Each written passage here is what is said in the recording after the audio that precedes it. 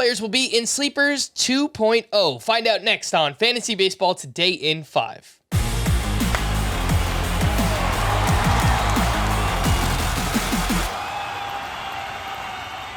Welcome into FBT in 5. Today is Monday, March 6th. I am Frank Stanfield, joined by Scott White. And let's get into Sleepers 2.0. Scott, you have two outfielders. Who are they? Well, one of them's Trey Mancini, and it's interesting I bring him up because somebody wrote into a mailbag podcast a couple weeks ago asking if he was a sleeper, and I kind of dismissed the idea. But then I had an opportunity to draft Trey Mancini at about his ADP, 280. Maybe it was even closer to 300 in TGFBI over the weekend. 15-team Roto League, it's worth pointing out.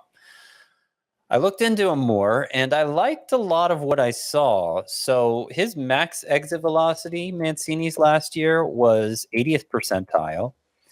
And he's had years not too long ago when it was more like 90th percentile. And that's the main raw indicator of power is max exit velocity versus average exit velocity. Not that his average exit velocity was that bad either. 61st percentile. Again, in past years, it's been even higher.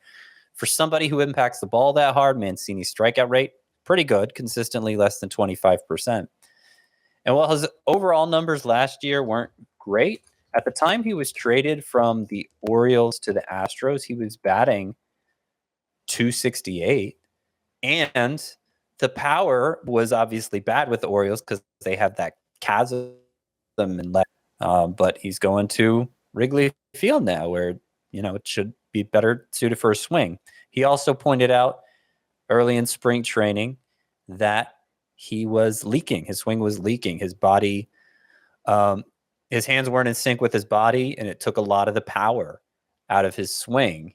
He's looked great in spring so far, obviously small sample, spring training, all of that. But I don't think it's a stretch considering the data, considering his explanation for his struggles last year, that Trey Mancini could get back to being like a 275 hitter, maybe somewhere close to 30 home runs. I think that's in the realm of possibility for him. And for the price you're paying, that would obviously be amazing.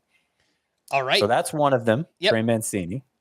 Let's move on to Jarred Kelenic, who, of course, has disappointed people in the past, been a 165 hitter in about a season's worth of at-bats over the last 2 years. But he's having a huge spring. He's clobbering the ball, 4 home runs, one over the very high batter's eye in center field most recently. Exit velocity's off the charts. And yet if you mention this at all on Twitter, all the responses basically say, don't fall for it. He's a quadruple A player. We're not doing this again, are we? That's a pretty strong indicator of a sleeper, right? They're legitimately out on him, a true sleeper. People are sleeping on the upside here for a guy who's still 23, still clearly the quality of contact is there. In spring training, I can't say that he's learned how to hit breaking balls. We just don't have evidence of that yet. But for the cost, the next to nothing cost, I think it's only worth considering the upside because, if by the end of April he's batting 150, whatever, dump him and move on. You paid nothing for him. But alternatively, maybe Kelenic at only 23 could still potentially meet his upside. All right, two outfielders that I've been targeting as well. Oscar Gonzalez, who had an interesting rookie season. He hit .296 with 11 home runs. He makes a lot of contact, and he's loaded with tools. He hits the ball really hard. He's fast. Didn't run last year, but maybe it's something that he can display moving forward.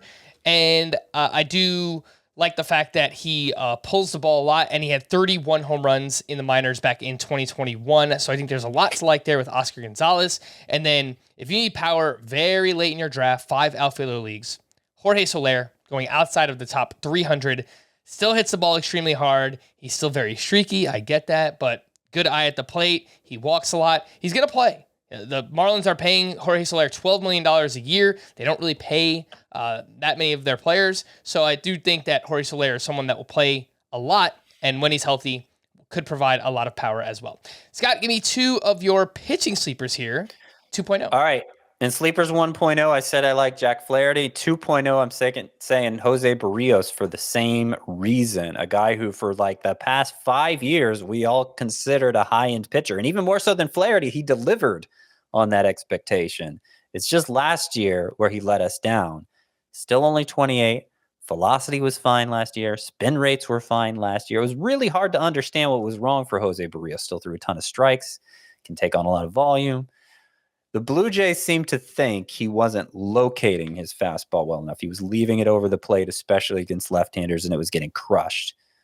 Early returns to spring are promising, but more than anything, it's just that track record going outside the top 200. Like if a pitcher just had an off year during the juice ball era, as hard as good pitching was to find, we wouldn't have let him slide that far. It's really just an indicator of how deep pitching is that Barrios is allowed to go that late. I say take advantage. The other one is Trevor Rogers. If you'll remember, last year at this time, he was being drafted about the same range as Shane McClanahan and Alek Manoah. Of course, he was the one of the three who let us down. But he missed some time with back spasms, had a terrific minor league rehab start. His first 3 starts after returning, he looked awesome, more like the 2021 version, and then got hurt again. So we don't know how it would have ended up for Trevor Rogers, but it's another guy who's having a good spring so far. Yep, those are 2 names I like as well, Barrios and Trevor Rogers. I'll give you one pitching prospect, Brandon Pfaadt, and that is spelled Pfaadt. He pitches for the Diamondbacks. He's awesome, and you can find out why by listening to our full-length podcast, Fantasy Baseball Today, on Spotify, Apple Podcasts, the Audacy app, or anywhere else podcasts are found. Thanks for listening to Fantasy Baseball Today in 5, and we'll be back again tomorrow. Bye-bye!